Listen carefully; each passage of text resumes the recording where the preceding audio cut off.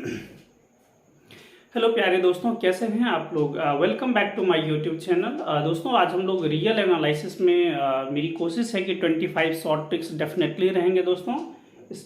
इसके बियॉन्ड भी जा सकता है। आज का हमारा दोस्तों टॉपिक रहेगा रियल एनालिसिस में काउंटेबिलिटी ऑफ द सेट्स। और दोस्तों अगर टाइम बचेगा तो एक और मैं टॉपिक इसमें ऐड करूंगा जिसका नाम है कनेक्टेड, पाथ कनेक्टेड और कॉन्वेक्स। दोस्तों बस आपको क्या करना है, ठंडे दिमाग से इसको देखते जाना है, एक एक पॉइंट समझाना मेरा काम है।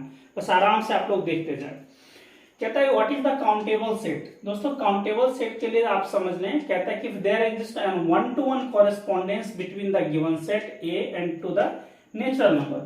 कहता है कोई सेट जो होगा दोस्तों, एक गिवन सेट और उसका अगर नेचुरल नंबर के साथ 1-to-1 कॉरेस्पॉन्डेंस होता है। What does mean by this term 1-to-1 correspondence. उसका मतलब है दोस्तों 1-1-1-2, मतलब बाइजेक्टिव होना चाहिए गिवन सेट और नेचुरल नंबर के साथ। तो उसको हम लोग बोलेंगे कि दोस्तों वो काउंटेबल सेट होगा। ठीक है ना। ये दोस्तों ये सेट कैसा कहलाएगा, countable set if it is there exist a 1-to-1 correspondence between given set and natural number. दोस्तों इसका एक अलग डेफिनेशन भी मैं आपको क्लियर कर देता हूं। पहले तो इसी चीज को, चलो ये आपको तो समझ में आ ही गया होगा कि we must have a 1-to-1 correspondence between the given set and the natural number.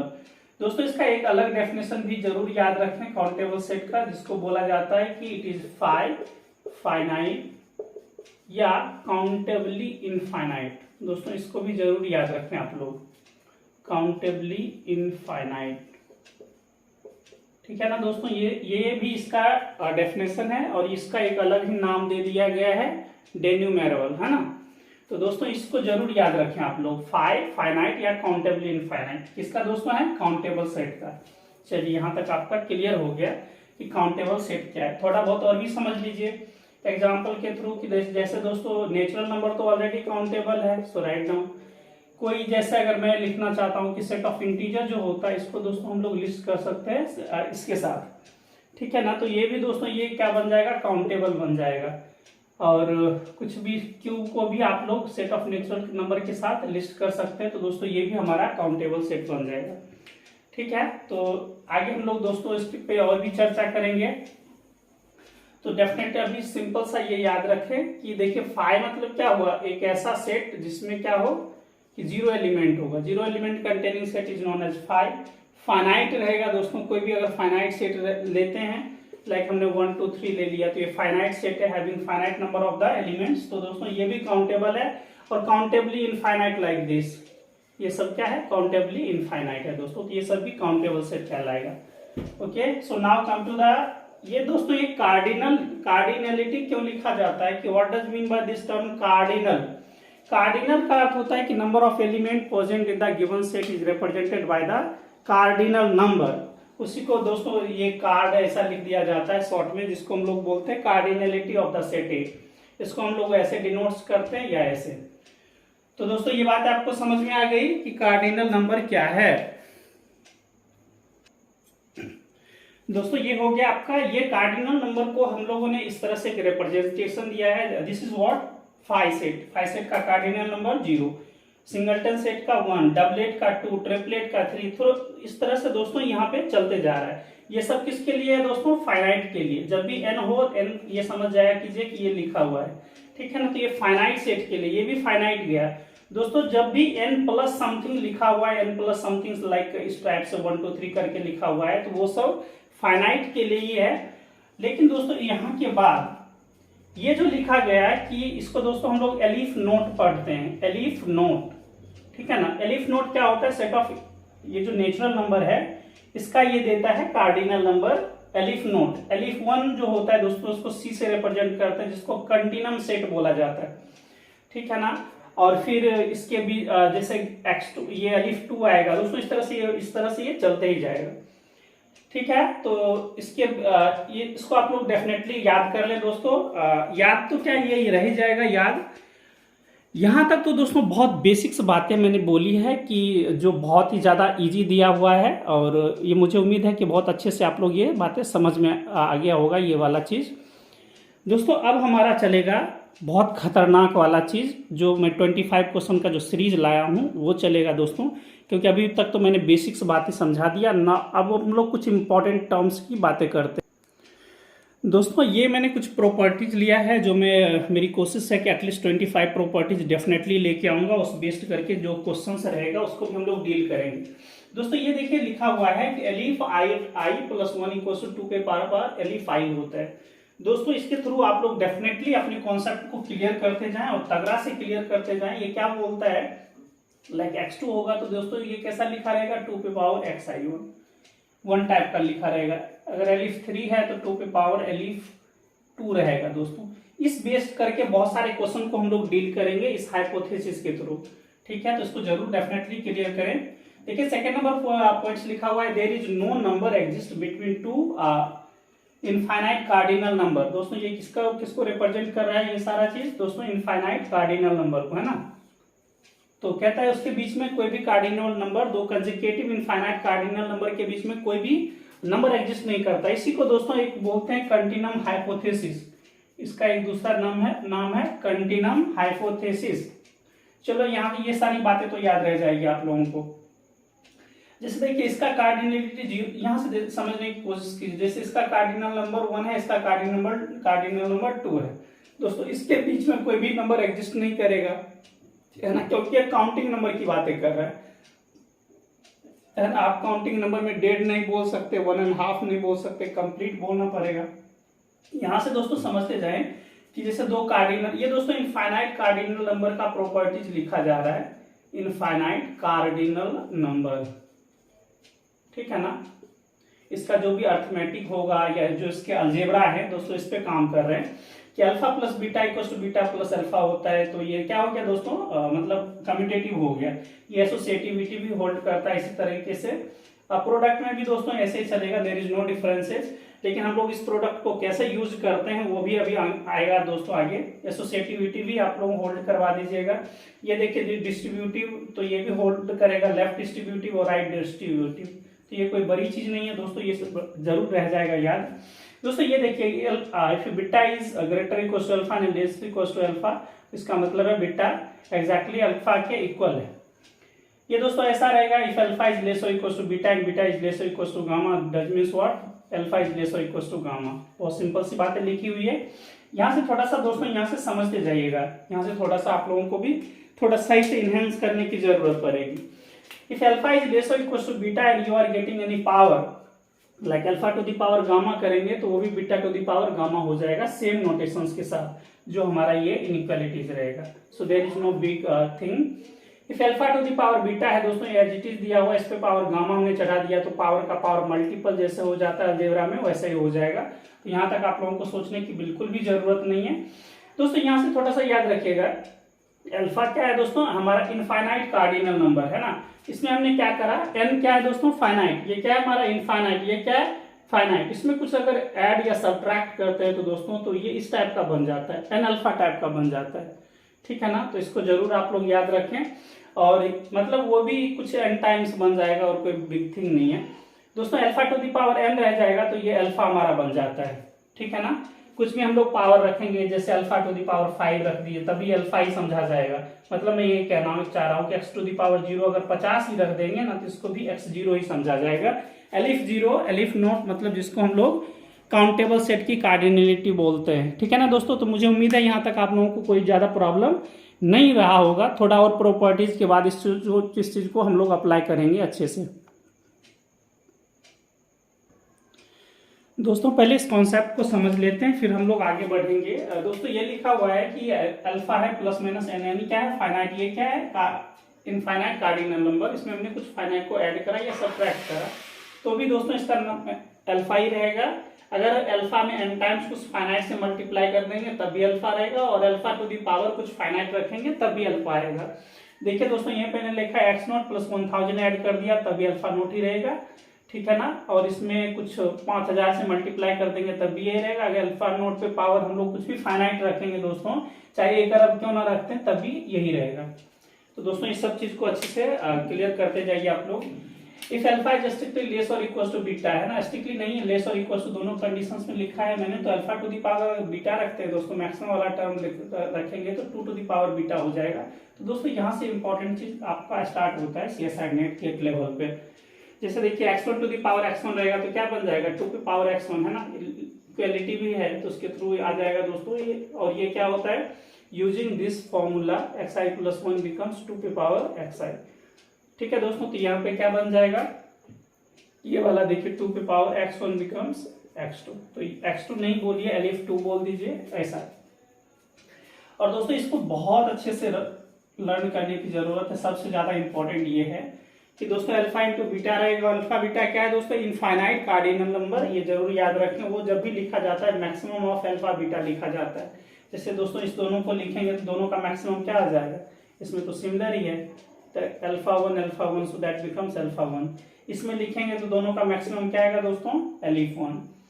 यहाँ से थोड़ा सा इस चीज को भी दोस्तों आप लोग क्लियर करते जाएं कि ये दोस्तों मैं कुछ टर्म्स ले लिया हूँ कि आपको बेहतर तरीके से थोड़ा मेमोराइज होते जाए, कि हम लोग क्वेश्चन पे अभी स्विच करेंगे तो वहां पे आप लोगों को अच्छे से समझ में आ जाए। दोस्तों ये वाला चीज देखिए, ये क्या होगा, अभी मैंने जो फॉर्मूला बताया उसके थ्रू ये बन जाएगा 2 पे पावर x1 है ना, LF1, और दैट बिकम्स LF2। तो सबसे ज्यादा जो मास्टर स्ट्रोक्स है ना दोस्तों, वो ये फॉर्मूला है। इसमें सबसे ज्यादा जो इम्पोर्टेंट है VBI है वो ये फॉर्मूला है, दैट शुड बी है ना, ये सबसे ज्यादा आपको याद रहना जरूरी है, सबसे ज्यादा सबसे इंपॉर्टेंट। तो दोस्तों इसको हम ऐसे लिखेंगे तो इसका वैल्यू क्या आ गया, LF2। देखिए ये वाला केस में तो ज्यादा कुछ सोचना ही नहीं है, तो ये क्या बन जाएगा LF1। देख रहे हैं इसका कितना वाइडली यूज हो रहा है। इसमें देखिए दोस्तों ये C क्या होता है दोस्तों, C को अभी मैंने बताया था, ये किसका कार्डिनल नंबर है, LF1 का। तो कैन आई राइट, ऐसा लिख सकते हैं दोस्तों, ये क्या बन जाएगा 2 पे पावर LF1 मैक्सिमम आ जाएगा। तो ये वाला भी प्रॉपर्टी मैंने दोस्तों करवाया था कि alpha two the beta power beta, तो ये हमारा क्या बन जाएगा 2 पे पावर मैक्सिमम, ये वाला केस तो उसी को यूज किया जा रहा है। तो ये दोस्तों क्या बन जाएगा LF2 यूजिंग दिस वन। ठीक है, तो मुझे उम्मीद है यहाँ तक आप लोगों को बहुत बेहतर तरीके से चीजें समझ में आ गई होगी। आगे बढ़ते हैं दोस्तों यहाँ से देखते जाए आप लोग की काउंटेबल सेट का जो प्रॉपर्टीज है दोस्तों, ये मैंने ऑलमोस्ट 30 प्रॉपर्टीज को वो करा है। पहले इसको क्लियर कर लें, उसके बाद देखते हैं कि अगर टाइम बचेगा दोस्तों तो क्वेश्चन करवाएंगे इस पे। दोस्तों ये कहता है कि किसी सेट का कार्डिनल नंबर या नंबर ऑफ एलिमेंट अगर strictly less than alpha note, ये किसका दोस्तों है, काउंटेबल सेट का कार्डिनलिटी है। अगर रहेगा दोस्तों तो हमेशा ही फाइनाइट रहेगा। क्या दोस्तों होगा, वो फाइनाइट रहेगा। एग्जाम्पल समझते जाइए आप लोग। मान लीजिए दोस्तों इससे अगर लेस है, काउंटेबल है ना, ये किसका साइन है, काउंटेबल का दोस्तों, तो उससे कुछ लेस रहेगा तो लाइक मतलब क्या रहा होगा, फाइनाइट रहा होगा कुछ 1 2 3 डॉट डॉट डॉट। मान लीजिए यहाँ पे 2 लाख तक दे दिया तभी ये फाइनाइट है, तो दोस्तों इसको फाइनाइट माना जाएगा। फाइनाइट या काउंटेबली इनफाइनाइट जो दिया गया है उसके थ्रू दोस्तों, अगर दोस्तों ये इसके इक्वल हो जाता है, या तो इसके इक्वल हो जाए या इससे बड़ा हो जाए, तो वहां से इनफाइनाइट सेट स्टार्ट होता है। ठीक है ना, क्या याद रखना है दोस्तों, इससे जो लेस वाला रहा होगा ये सारा, ये फाइनाइट है, इसके इक्वल हो जाए या इससे बड़ा हो तो ये इनफाइनाइट सेट इधर से स्टार्ट हो जाता है। अच्छी बात है। अब देखिए ये वाला चीज आ गया। इसी को दूसरे टर्म्स में आप लोग ये भी बोल सकते हैं कि अगर किसी सेट का दोस्तों कार्डिनल नंबर लेस और इक्वल टू दिस है, इसके इक्वल है तो काउंटेबल है ही, लेकिन उससे छोटा भी है दोस्तों तब भी काउंटेबल है, क्योंकि आपको पता है कि काउंटेबल सेट का क्या डेफिनेशन है दोस्तों, कि इट शुड बी फाइनाइट और काउंटेबली इनफाइनाइट। तो फाइनाइट भी है ना, इसी के अंदर अगर आ जाता है काउंटेबल सेट के अंदर। एक सिंपल सा नाम दे दिया है फाइनाइट, और क्या दोस्तों 23rd देख लीजिए, ये मैंने कुछ एग्जांपल्स दे दिया है, समझ लीजिए दोस्तों। इसका भी कार्डिनल नंबर क्या है, एलिफ नोट, इसका भी एलिफ नोट, इसका भी एलिफ नोट, मतलब काउंटेबल सेट इसका क्या हो जाता है, एलिफ1। दोस्तों यहाँ से आते हैं 23rd, काउंटेबली इनफाइनाइट सेट का एक दूसरा नाम है डी न्यूमरेबल और ई न्यूमरेबल। बस याद कर लीजिए और कुछ नहीं, नामकरण हो सकता है कुछ डिफरेंट टाइप से ये दे दे तो आप कंफ्यूज मत हो जाना पेपर में।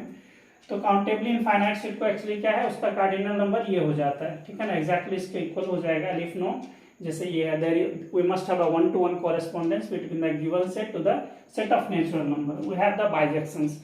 दोस्तों एक बात यहाँ से बहुत अच्छे से तरीके से आप समझते भी जाए। दोस्तों इसने फाइनाइट में कभी नहीं बोला कि we must have one to one correspondence between the given set to the set of natural number. किसमें बात बोल रहा है? इनफाइनाइट कार्डिनल नंबर में बोल रहा है। दोस्तों यही चीज अभी एक लागू होने वाला है। एक CSIR नेट का एक पेपर आया था, उसमें पूछा था कि आप बताएं दो अनकाउंटेबल नंबर के बीच में क्या 1 1 एग्जिस्ट करेगा, 1 2 इस टाइप का। तो दोस्तों 1 1 1 2 हमेशा ही एग्जिस्ट करेगा और ये यहीं से शुरू हो जाता है, क्योंकि देख रहे हैं आप सी का भी कार्डिनल नंबर क्या होगा, इससे जो भी सी का कार्डिनल नंबर क्या हो जाएगा दोस्तों, एलिफ 1 है तो एलिफ नोट से बड़ा है, अनकाउंटेबल सेट है। तो दोस्तों वहां पे ये बातें स्टार्ट हो गया है ना, ये वाला चीज जो ग्रेटर इक्वल टू तो x1 भी आ जाएगा, एलिफ 1 भी आ जाएगा।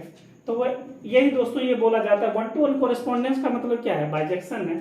तो दो अनकाउंटेबल सेट के बीच में है ना बाइजेक्शन की बातें बोलेगा। तो दोस्तों हम लोग आगे बात करेंगे इसका और भी अच्छे से चर्चा करेंगे। दोस्तों इसको जरूर याद रखें, अगर किसी सेट का कार्डिनल नंबर इससे बड़ा है ना, डायरेक्ट बोल रहा है काउंटेबल सेट के कार्डिनलिटी से बड़ा हो जाएगा तो क्या हो जाएगा, अनकाउंटेबल। जैसे देखिए एलिफ 1 हो जाएगा, एलिफ 2 हो जाएगा, एलिफ 3, ये सारा चीज। अब दोस्तों जो हम लोग बातें करेंगे वो अपने स्टैंडर्ड में CSIR नेट के, गेट के, CMI या IISc बेंगलोर के लेवल पे बहुत ही खतरनाक चीज माना जाता है। और यहाँ से आप लोग बहुत ज्यादा अच्छे से चीजों को ग्रास्प करने की कोशिश कीजिएगा। नहीं समझ में आए तो सारी बातें आप लोग पूछ सकते हैं और डेफिनेटली पूछना चाहिए, ठीक है ना। ये नहीं कि हम पूछेंगे तो सर क्या बोलेंगे, लोग बात क्या समझेंगे, तब तो आप कुछ नहीं सीख पाइएगा, समझे ना, कुछ भी नहीं सीख पाइएगा। एक देखिए सिद्धू पाजी ने एक वो बोला था कि क्या बोला था, ऐसा ही कुछ बोला था कि क्या कहेंगे दुनिया के लोग, ऐसा ही कुछ था दोस्तों। तो मुझे एग्जैक्टली नहीं पता, वही दोस्तों ये मत सोचिएगा कि कोई हमको क्या बोलेगा। If a function going from A to B and then, दोस्तों इसके बीच में याद क्या रखना है आपको दोस्तों, अगर छोटे से बड़े पे जाएं, इसका कार्डिनल नंबर या तो लेस हो जाए बीटा से, तब भी दोस्तों ये हमेशा 1 1 तो होगा ही, 1 2 नहीं होगा, है ना, लेकिन ये 1 1 होगा। दोस्तों इसी में एक चीज और लगा दीजिए, इक्वेलिटी हो जाता है तब तो आपको पता ही सर ये 1 1 भी पास होगा, 1 2 भी पास होगा। दोस्तों इसी यही मैं बताना चाहता हूँ, इस लेस और इक्वल टू का मतलब है एक टाइम पे एक ही पास होगा, या तो ये रहा होगा या ये रहा होगा, दोनों तो एक ही टाइम पे पास हो नहीं सकता। So one of them condition must be hold at a time. तो यही दोस्तों मेरा ये कहना, ये जो मैंने लिखा लेस और इक्वल टू बीटा, इसका अर्थ है कि 1 1 की तो गारंटी देता है, 1 2 हो भी सकता है, नहीं भी हो सकता है। तो दोस्तों अगर ये वाला कंडीशन होगा स्ट्रिक्टली लेस देन 1 तो 1 1 होगा बट 1 2 नहीं होगा। इक्वलिटी लगा देगा तो बाइजेक्शन बन गया, मतलब 1 1 भी होगा 1 2 भी होगा। आखिर इस चीज का बहुत वाइडली यूज होने वाला है दोस्तों अभी सारे क्वेश्चंस में, तो यहाँ से आप काफी ज्यादा इंपॉर्टेंट है, तो इसको जरूर लर्न करें। If a function going from A to B, तो दोस्तों 1 2 का कंडीशन होता है बड़े से छोटे पे जाते हैं, मतलब या तो ये रहा होगा या दोनों इक्वल रहा होगा, one of them condition is pass. इस कंडीशन में क्या है दोस्तों, 1 1 तो फेल होगा लेकिन 1 2 हमेशा पास होगा। क्या कंडीशन है दोस्तों, बड़े से छोटे पे जा रहे हैं, है ना, इसमें छोटा से बड़ा पे जा रहे हैं, पहले छोटा नंबर होगा डोमेन सेट के पास, फिर बड़ा नंबर होगा, तो हमेशा 1 1 होता है बट 1 2 नहीं होता। 1 2 वाले कंडीशन में बड़े से छोटे पे जा रहे हैं तो ये 1 1 तो नहीं होगा बट 1 2 होगा। लेकिन दोस्तों ये वाला केस आ जाएगा इक्वालिटी वाला, तब तो सोचना ही नहीं है, 1 1 भी होगा और 1 2 भी होगा, है ना। ओके दोस्तों यहाँ पे ये मत बोलिएगा कि सर जी ये जो इसका कार्डिनल नंबर फाइनाइट है कि इनफाइनाइट, कुछ भी हो सकता है दोस्तों, ठीक है ना, वो फाइनाइट भी हो सकता है, इनफाइनाइट कुछ भी हो सकता है, तो सबके लिए होल्ड है। मतलब यहीं से ये बातें क्लियर करता जा रहा है कि अगर जब भी दो इनफाइनाइट कार्डिनल नंबर होता है तो ऑलवेज क्या होता है दोस्तों, उनके बीच में मतलब बाइजेक्शन होल्ड करेगा, इक्वलिटी वाली बात मैं बोल रहा हूँ। तो है ना दोस्तों, मतलब इसका कार्डिनल नंबर क्या हो दोस्तों, इसका कार्डिनल नंबर और इसका कार्डिनल नंबर दोनों बराबर हो जाए तो क्या हो जाएगा 1 1 1 2। अब देखिए अनकाउंटेबल भी, ये सेट भी मान लीजिए अनकाउंटेबल है, ये भी सेट भी अनकाउंटेबल है, तो इसके नंबर में क्या होगा, बाइजेक्शन होल्ड करेगा, दोनों का साइन इक्वलिटी। मतलब ये मत बोलिएगा कि सर हमने तो पढ़ा था फाइनाइट डायमेंशनल वेक्टर स्पेस में कि डोमेन सेट और कोडोमेन सेट का बोथ का अगर हमारे पास डायमेंशन फाइनाइट है तब 1 1 1 2 एग्जिस्ट करेगा, जो हम लोग लीनियर अलजेब्रा में पढ़ते हैं।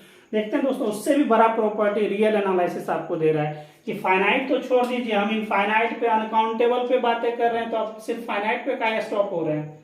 ठीक है दोस्तों, तो रियल एनालिसिस कहीं ना कहीं आपको एक बिग सिनेरियो देता है, एक बड़े अंडरस्टैंडिंग की बातें करता है कि आप बड़े लेवल पे चीजों को समझें।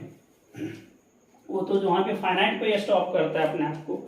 तो दोस्तों इसको जरूर याद रखें। ये दोस्तों ये मैंने थर्ड केस लिखा है कि अगर दोनों इक्वल हो जाएगा तो 1 1 1 2 सब पास हो जाएगा। मतलब आपको ये सब बातें क्या देगा कि नंबर ऑफ 1 1 फंक्शन कितना पॉसिबल है, नंबर ऑफ 1 2 फंक्शन कितना पॉसिबल है, नंबर ऑफ फंक्शंस कितने पॉसिबल है, नंबर ऑफ बाइजेक्टिव फंक्शन कितना पॉसिबल है, ये सब के साथ आएगा दोस्तों। ये देखिए दोस्तों, ये जो दोनों क्वेश्चंस लिखा गया है CSIR नेट में 1-2 बार नहीं कई बार आया है, दोनों डायरेक्ट ही रिजल्ट ही लिखा हुआ है दोस्तों उसमें। दोस्तों इसमें याद रखें ये n क्या, जब भी n आ जाए आप समझ लें कि ये फाइनाइट लिखा होगा। दोस्तों इस चीज को हमेशा याद रखें। और इनफाइनाइट जब भी लिखा होगा तो वो आर्बिट्रेरी लिखा हुआ है, ठीक है, समाव उसको काउंटेबल भी हम लोग बोलेंगे। दोस्तों ये क्या लिखा हुआ है, ये प्रोडक्ट का साइन है i = 1 to n, मतलब finite product of countable set is countable. इसको जरूर याद रखें, finite product of countable set is countable. समझने वाली बात है। चलिए यहाँ पे मैं एक चीज लेके समझा देता हूँ। दोस्तों ये i = 1 to n तक गया है, ये आपका काउंटेबल सेट है ना। ये दोस्तों इसका मतलब है कितने टाइम गया है, n टाइम, है ना, ये n टाइम मल्टीप्लाई हुआ है तो क्या बन गया x0⁴n। और मैंने आपको अभी जस्ट बताया था कि एलिफ क्या, अल्फा क्या है दोस्तों, इनफाइनाइट कार्डिनल नंबर, उस पर कुछ फाइनाइट कार्डिनल नंबर रखते हैं तो हमेशा ही ये आता है। तो दोस्तों जितना प्रॉपर्टीज पढ़े हैं शुरू में दिया लिखा गया है वो इजी, मतलब ऐसा नहीं है कि वैसा ही लिख दिया गया है, सबका यूज होता है। इसलिए दोस्तों ये मैंने बोला है कि finite product of cardinal number is again finite product of countable set is a countable set. दूसरा लिखा हुआ है कि countable union of a countable set is again countable. दोस्तों इस चीज को थोड़ा सा अच्छे से देखिए, countable union of countable set is again a countable. कहता है काउंटेबल यूनियन, मान लीजिए दोस्तों ये हमारा काउंटेबल सेट है ना, फाइनाइट है तो काउंटेबल है। दूसरा और कुछ ले लीजिए, 1 2 3 ले लीजिए, ये भी काउंटेबल, ये भी काउंटेबल, और काउंटेबल यूनियन कर रहे हैं हम लोग, है ना। तो ये हमारा क्या बन जाएगा, कुछ और लिख लीजिए, 5 है तो 1 2 3 4 5। बोलिएगा सर ये तो बिल्कुल बच्चा वाला आप काम कर दिए, है ना, इसमें तो कुछ करने वाला ही नहीं रह गया। एक शो ऑफ दिखाने के लिए कि काउंटेबल कैसे रहता है। तो countable union of countable set is again a countable set. दोस्तों यहाँ तक मुझे उम्मीद है आपको बहुत बेहतर तरीके से ये जो 30 रिजल्ट्स लिखा गया है दोस्तों, ये आपको बहुत अच्छे से समझ में आ गया होगा। मैं देखता हूँ कितने मिनट का वीडियोज बना है दोस्तों, 22 मिनट का वीडियोज बन गया है।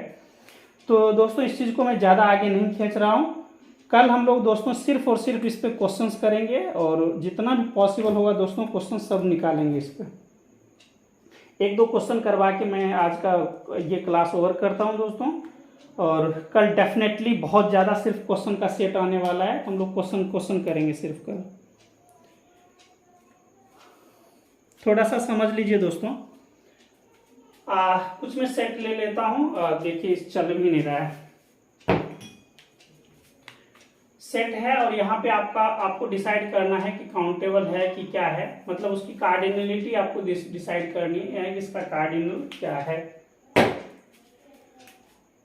ये मैं लेता हूँ सेट, देखिए कुछ नहीं चल रहा है। Set of natural number, set of integer, Q R C, कुछ ले लीजिए, जेड, मैंने लिखा नेचुरल नंबर इनटू जेड, कुछ भी जो भी लेना हो। दोस्तों इसका कार्डिनल नंबर क्या होता है, एलिफ नोट, इसका भी कार्डिनल एलिफ नोट, इसका भी कार्डिनल एलिफ नोट, क्योंकि ये सब काउंटेबल है। आर का क्या हो जाता है, एक्स एलिफ नोट, जिसका सी भी बोलते हैं, और सी का तो सी है ही, एलिफ 1, है ना। दोस्तों ये वाला चीज है, एन और जेड वाले में क्या आ जाएंगे दोस्तों, इसमें हम मैक्सिमम लेते हैं तो मैक्सिमम लेने का कोई मतलब ही नहीं है। इसका भी एलिफ नोट, इसका भी एलिफ नोट, दोनों प्रोडक्ट चढ़ा क्या बन जाएगा, स्क्वायर, तो ये क्या हो जाएगा, एलिफ। ठीक है दोस्तों, इसी तरह से कल हम लोग इस चीज़ को बहुत डेप्थ में लेके चलेंगे दोस्तों।